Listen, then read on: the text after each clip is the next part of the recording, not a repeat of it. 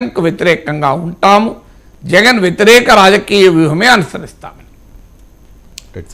అంటే అధికార వైసీపీ నాయకులు దీన్ని ఏ రకంగా చూస్తూ ఉన్నారంటే సార్, పొత్తులో కొత్త డ్రామా, ఓటు బదిలీ కాదు, సో ఒక డ్రామాకు తెరలేపారు పవన్ కళ్యాణ్ చంద్రబాబు నాయుడు డైరెక్షన్లో అని చెప్పేసి.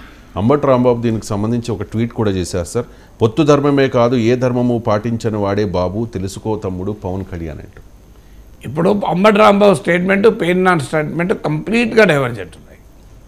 అంబటి రాంబాబు ఏమో పవన్ కళ్యాణ్కు చంద్రబాబు మోసం చేసినట్లు లేదా మోసం చేస్తాడని హెచ్చరిక చేస్తున్నట్లుగా ఉంది.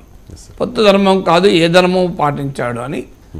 అంటే తాను పవన్ కళ్యాణ్ వెల్విషర్గా, కాపు నేతగా, పవన్ కళ్యాణ్ అభివృద్ధిని కోరుకునేవాడిగా అంబటి రాంబాబు మాట్లాడాడు.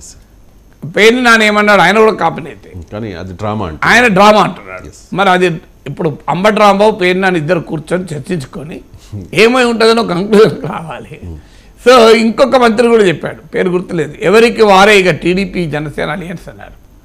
ఒకవైపు ఏమో వైసీపీ చెందిన ఒక నాయకుడేమో ఇది డ్రామా, చంద్రబాబు పవన్ కళ్యాణ్ మాట్లాడుకొని చేస్తున్నారు, వాళ్ళ పొత్తు ఉంది, ఉంటుంది, ఇదంతా జనసైనికుల్లో వ్యతిరేకతను తగ్గించడానికి చేస్తున్న వ్యూహం అంటూ ఒక నాయకుడు అంటున్నాడు, వైసీపీ నాయకుడు. ఇంకో నాయకుడు అయిపోయింది, ఇక పొత్తే లేదంటున్నాడు. ఇంకో నాయకుడేమో పవన్ కళ్యాణ్ గుర్తించాలి చంద్రబాబు నాయుడు మోసం చేస్తానంటున్నాడు.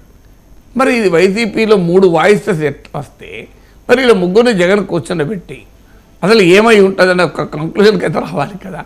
అంటే పవన్ కళ్యాణ్ టీడీపీని కాదు వైసీపీని గందరగోళపరిచాడు.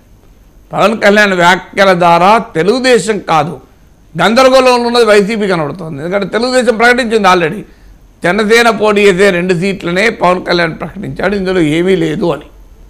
సో వాళ్ళు ఆల్రెడీ టీడీపీ స్టేట్మెంట్ కూడా ఇలా పత్రికల్లో వచ్చింది, జనసేనకి పోటీ చేసే సీట్లే వాళ్ళు ప్రకటించారు అని.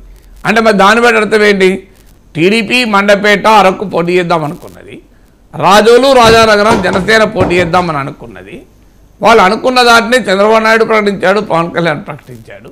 మండపేట లాంటి సీట్లలో జనసైనికుల్లో వ్యతిరేకత వస్తుంది కనుక ఈ రకంగా ప్రకటించారు. ఇద్దరు కలిసి 4 సీట్లు ప్రకటిస్తే మండపేటలో వ్యతిరేకత వస్తుంది కనుక విడివిడిగా ప్రకటించి పవన్ కళ్యాణ్ ఒక రకంగా జనసేనలో ఉండే అసంతృప్తిని చల్లార్చాడు అని అనుకోవాలా?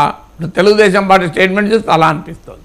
అందువల్ల టీడీపీ కాదు గందరగోళమైంది, వైసీపీ గందరగోళంగా ఉన్నట్టుంది. అందువల్ల వైసీపీ నేతలు కంక్లూజన్ రావాలి, పవన్ కళ్యాణ్ స్టేట్మెంట్ యొక్క అసలు మీనింగ్ ఏంటని.